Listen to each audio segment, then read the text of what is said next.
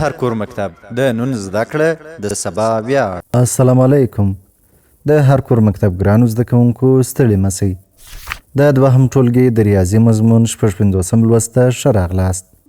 د نن ورځې د درس موضوع مو پر خپل ځان د یو عدد وېشل دي.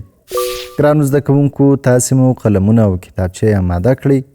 د نن ورځې په درس کې به زده کړو چې کله یو عدد پر خپل ځان وویشل سي نو نتیجه یې تل یو وي. معنا یې دا ده چې که 5 شیان پر 5 شیانو وویشو جواب به یې تل یو وي. 6 شیان پر 6 شیانو وویشو جواب به یې تل یو وي. همداسې نور مثالونه.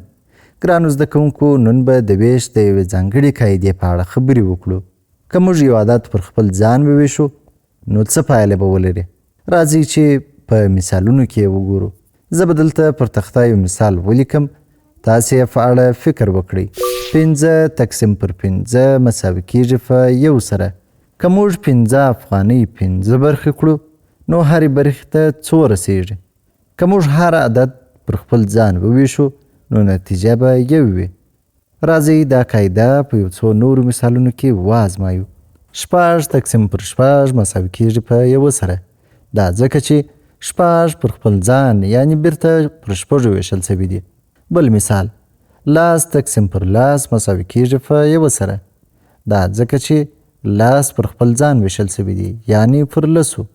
او همداسې که 100 تقسیم پر 100 کړو جواب یې 1 کیږي. دا هم ځکه چې موږ 100 بیرته پر خپل ځان یعنی پر 100 ویشلي دي. بل مثال که 4 قلمونه په 4 ګروپونو کې کښیږدو هر ګروپ ته 1 قلم رسیږي.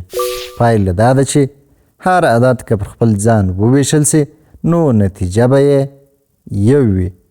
دا یو مهم قانون دی چې باید په یاد یې وساتو. ګرانو زده کوونکو دا و زموږ د نن ورځې درس.